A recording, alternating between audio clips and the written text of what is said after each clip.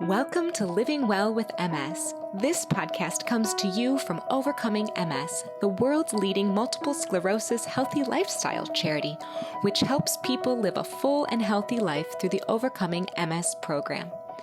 We interview a range of experts and people with multiple sclerosis. Please remember, all opinions expressed are their own. Don't forget to subscribe to Living Well with MS on your favorite podcast platform so you never miss an episode. And now, let's meet our guest. Welcome to the latest edition of the Living Well with MS podcast. On this edition, I'm joined by Megan Evans. Megan is the founder and creator of the MS Stage and the MS Stage Method. She is a former personal wardrobe stylist turned empowerment coach who's helping women around the world with MS become friends with their symptoms through mindfulness practices she created with meditation, movement, and storytelling. So Megan, welcome to Living Well with MS. Thank you so much for having me. I'm thrilled to be here. Truly. And so to start off with, could you tell us a bit about your personal MS journey up to the point where you decided to develop the MS Stage? Yes. So I was diagnosed 19 years ago with MS. I was diagnosed at 24 years old. I lost feeling on the left side of my body and was told I'd likely end up in a wheelchair one day. And that's when I looked at my mom and said, no, I won't. I'm not going to end up in a wheelchair. And we walked out of this man's office. At that moment, I only had one lesion, so they couldn't even fully diagnose me with MS, but he thought it might be. And we walked out of his office and I decided to go on a alternative journey with MS. I went to a homeopath. I did acupuncture. I changed my diet right away. And this was way before that was even a thing. I mean, this was almost 20 years ago when me going gluten-free, that was just because I had done a lot of research, and going gluten-free was like, back then, nobody really knew what that was. Luckily, I was in my first move from New York to LA when I was diagnosed. So once I got to LA, like a month later after I had recuperated, they're more open-minded and they were more sort of advanced in health and wellness. And so I was able to, go into that and not be seen as super weird. But I was only 24. So it was a lot of unknowns. And how I created this is 5 years ago, I had a really bad MS exacerbation. I lost feeling from the neck down. And during those first 14 years of living with MS, I was doing very well, but I had ups and downs and exacerbations. But I was not willing to say I have MS. I would only say I was diagnosed with MS because I didn't want to own the label. I didn't want to take it on as part of my identity. So 5 years ago, during that exacerbation, I realized after deep meditation work and therapy, and my doctor telling me, Megan, it's time for you to get on an MS drug, because I had resisted the drugs for 14 years. And I finally, through all the deep emotional work that I did, I discovered that I really needed to accept my diagnosis, that I had been resisting it for a long time. And the acceptance was like that one key to unlock the true healing. And when I did that, I went down this journey of deeper work that really involved mind, body, and spirit.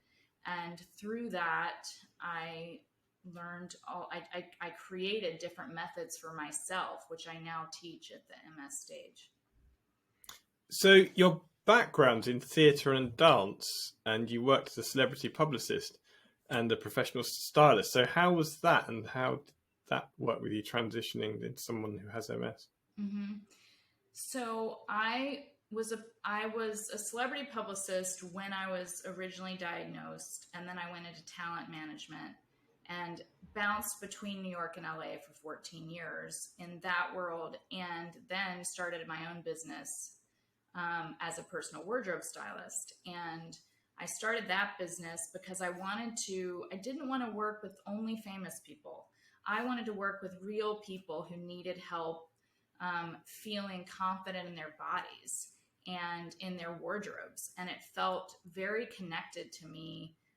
Clothes are the first, like as soon as you walk in the door, right, people notice you, and what you're wearing and how you feel with what you're wearing, what you have on, makes an impact. And that, in those first 3 seconds, people notice, and get your presence and notice you and get a vibe from you. And so I was really passionate about empowering people in confidence in their wardrobes. And I did that for over 10 years. And I was working from my hospital bed 5 years ago, shopping for clients from my hospital bed. And my family looked at me like, what are you doing? This is insane. Like, this is not, yes, I know you love what you do, but this is not important right now. Like, your health and your well-being is the most important thing. And so I really had to stop everything.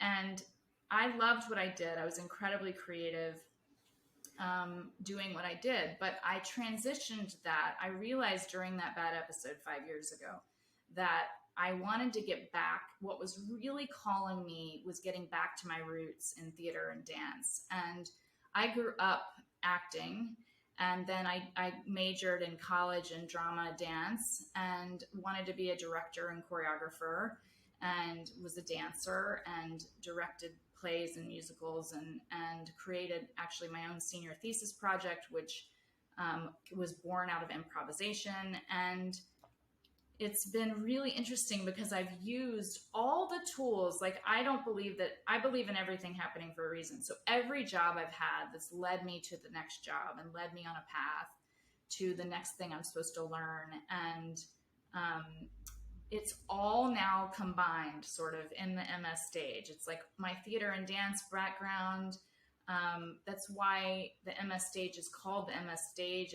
It's women are presenting themselves in a new way, in their own way, on their own stage, right? Like, finding themselves again, their true essence in this program.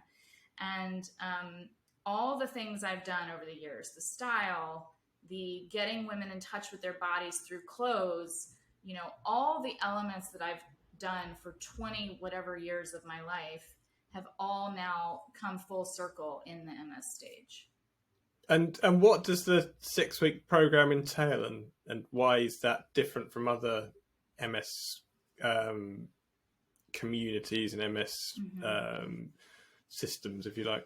Yeah, support groups. I mean, I felt during my whole journey with MS, when I was young, especially when I was first diagnosed, back then I felt when people were like, oh, you should join a support group. But to me, in my mind, a support group meant it was going to be depressing. It felt like I was going to walk in and only see people that were much older than me and walkers and wheelchairs who had had it for a long time.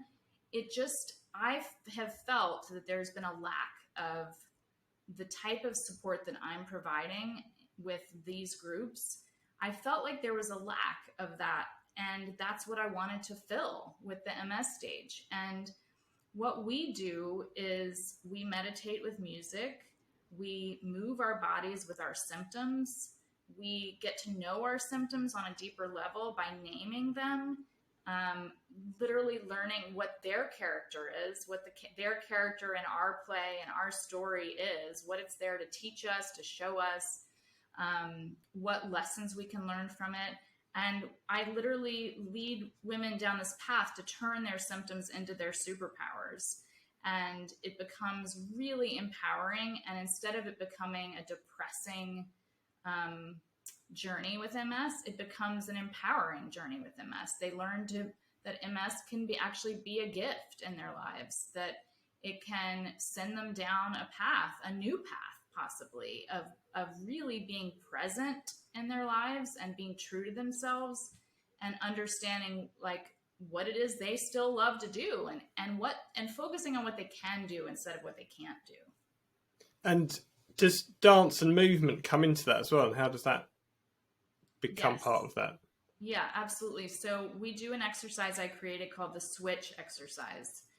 And with that, we move. It's a bit of like a somatic technique, but we move our symptoms with different emotions. And it's not just our symptoms. We also move whatever emotions we're feeling that week. So if we're frustrated from the day, we move frustration and we switch it into ease. So I choose songs for the group, and they move improvisationally. They let their bodies speak and move through them what they need to move. And so frustration gets to turn into ease. Anger gets to turn into love. Resistance turns into acceptance. So it's a beautiful practice, and it's really learning to get in touch with their emotions and learning to switch from the negative to the positive. They also do movement alone, and I don't do that right away. I wait till usually week 4 to 5, and then they're witnessed dancing one song alone with their symptom and seeing what comes up for them. This is after they've already named their symptom. They've discovered the character over their symptom. They've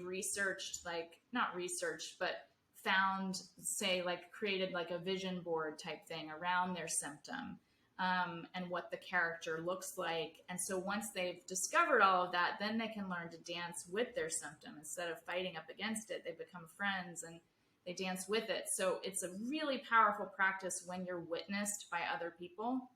And so is your symptom, is it all your symptoms is one character?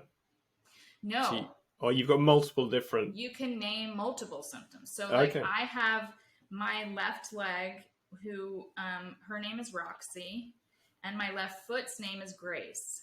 And Roxy came to me, which is how I really came to the idea of naming symptoms, because I one day was meditating myself and I said, what would it be like to name my symptom? And it was really strong in my meditation. And I said, well, what's your name? I asked her name, and I got this really strong sense that she was a woman, that her name was Roxy. And I thought, Roxy, why on earth is your name Roxy? And when I finished the meditation, I thought, I don't know anybody named Roxy. Like, why Roxy? And then I realized that one of my favorite characters in the musical Chicago is named Roxy. That Renee Zellweger plays her in the movie version of Chicago. And I said, that's perfect. I knew exactly why I named her Roxy. And she wants to be called Roxy. And so now I can have this relationship with her. And if she's dragging, then I tell her to come on, we got this, and we keep going. And our bodies listen, our cells listen. So if we're talking to them positively, giving them encouragement, they want to do well for us. So the more we talk to them and give them encouragement and speak to them in a positive way, they will get better. They will begin to behave. And I have seen it. I've done it. It happens for myself, and it happens with my students. It's incredible what is possible, because I think there's so much negative self-talk and a lot of anger. People are mad at their bodies. They're frustrated with their symptom.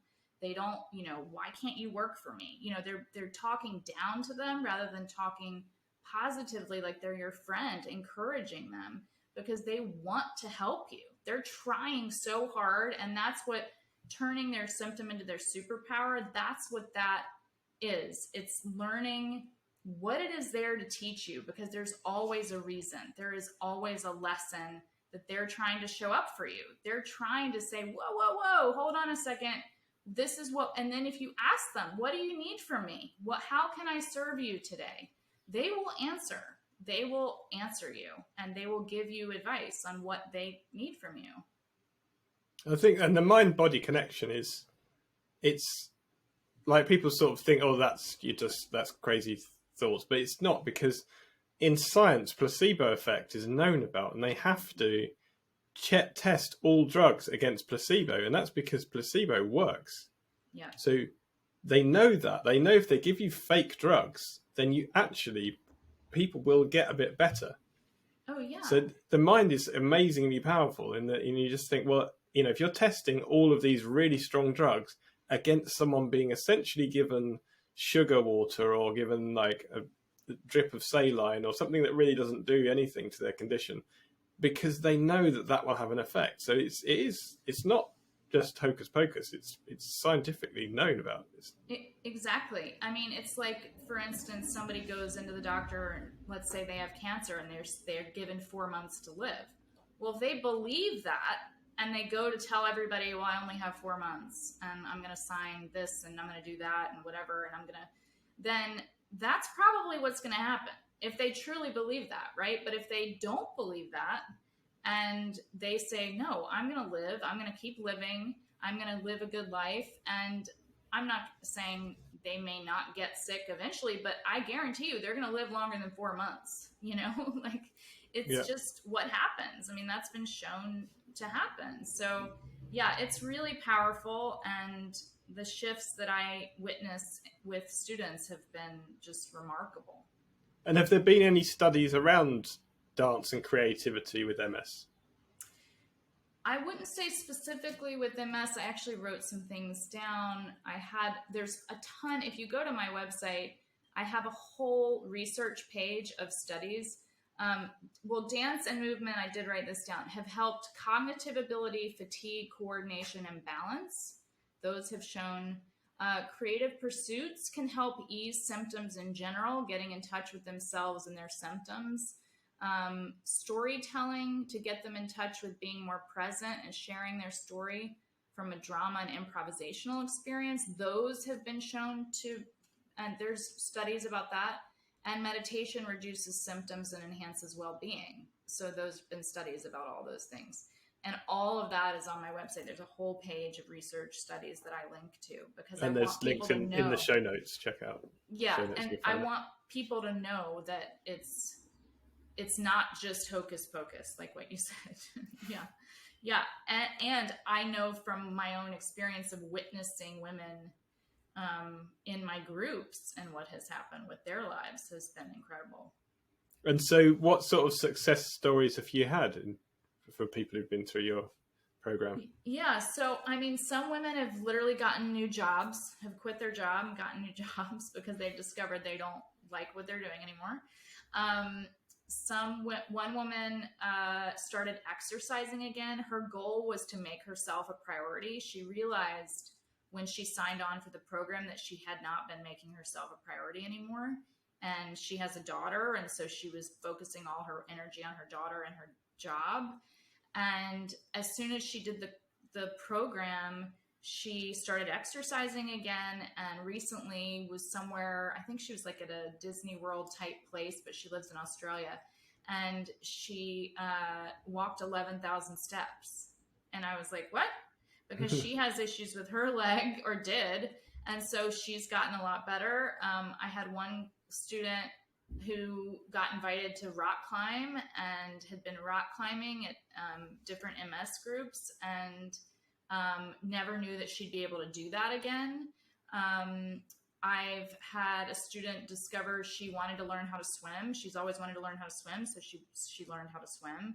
I mean, just amazing things that have happened in their lives, and just their presence and understanding who they are again has been super powerful. And it's a grief process. I think a lot of women, especially newly diagnosed, or everybody, I can't speak for men too, but I would think so. It's like when you're newly diagnosed, you go through this grieving process, or when your body begins to, maybe your body has gotten worse or you've progressed, you go through the grieving process of, I don't understand why I'm like this now. I used to be able to do this, this, and this. So this program really helps focusing on what you can do instead of what you can't do. And by making that mindset switch, you actually begin to be able to do more than you thought was possible. And one thing that would be great, is it possible that you could run through an exercise with us? Yes. I would so love it would be very interesting to see a meditation or something that you do. Yeah, let's do a meditation. I would just ask that everybody, if you're driving, that you save this and come back to this podcast once you've stopped the car and are in a safe place. And I would love for everyone to be able to join this to do this on their own because it's a good practice. So let's do this together. Jeff, I would ask that you close your eyes. Start by taking a deep breath in and release.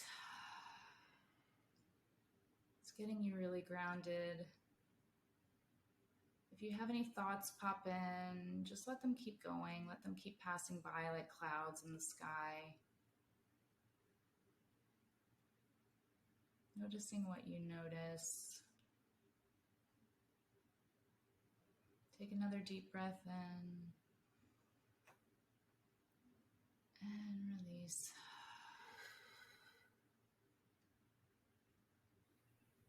We call on the guidance of the highest truth and compassion to work through you today.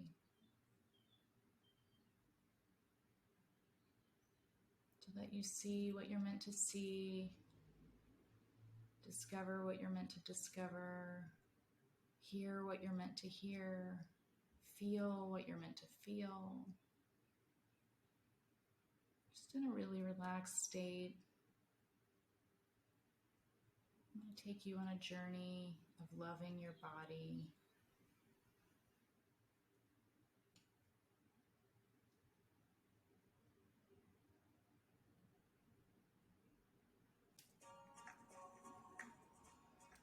Now begin to see your body as your friend.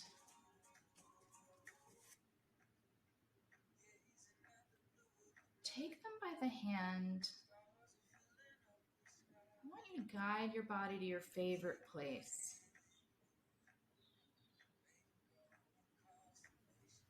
Imagine that it's nighttime. The sky is full of stars. The two of you gaze up at them together in awe and wonder.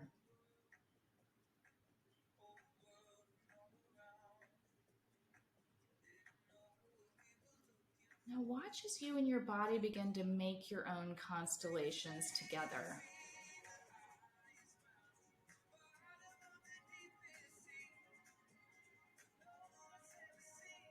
Finding your own kind of secret language with your body. What is that language? What does it sound like?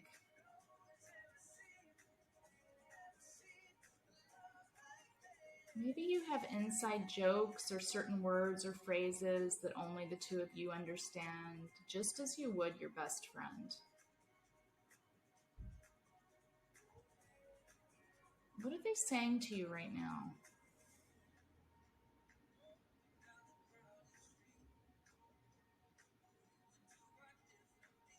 Ask your body what it needs from you.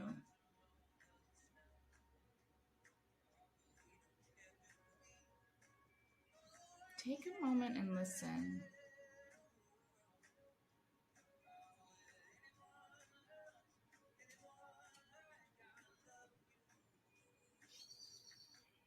Now you're going to take your body by the hand and this time show them your favorite street. Moving to your own beat. Imagine that on the street there's a picture of you and your body on your journey with MS in every shop window.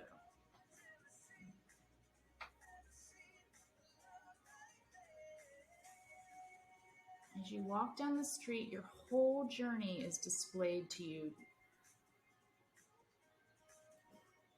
Just take a stroll. Feeling confident.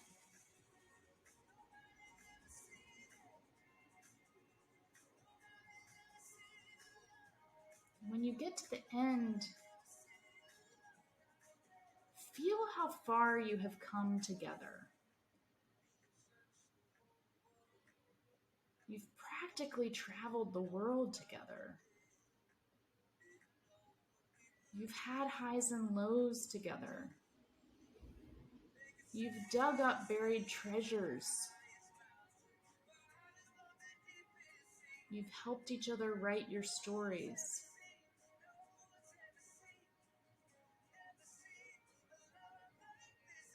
But you always know you have each other's back no matter what.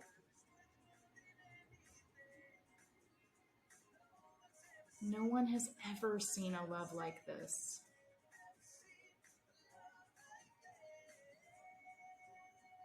Let the feeling of that healthy, loving relationship with your body begin to seep into every cell from the bottom of your toes to the crown of your head.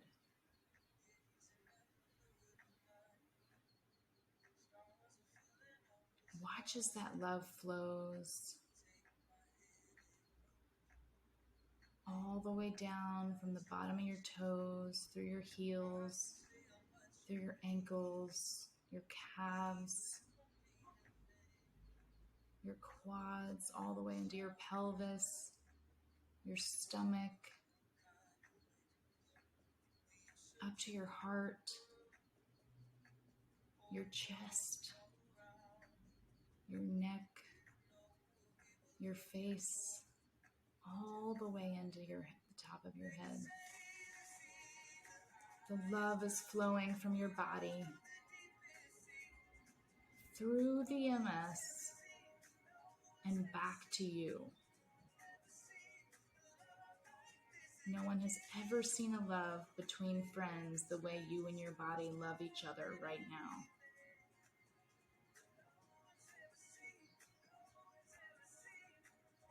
Now you're going to hold on to that moment and take that moment in. Begin to wiggle your fingers and toes, coming back into your body. Gently opening your eyes to the room.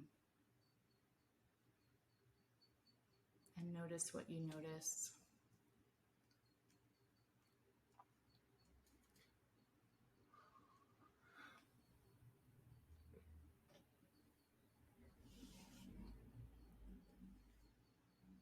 Normally I would say to journal so for anyone listening, I would tell you to journal what you felt, what you saw, how your body feels, what you noticed, what your body said to you, what your MS said to you. Whatever came up for you, I would write about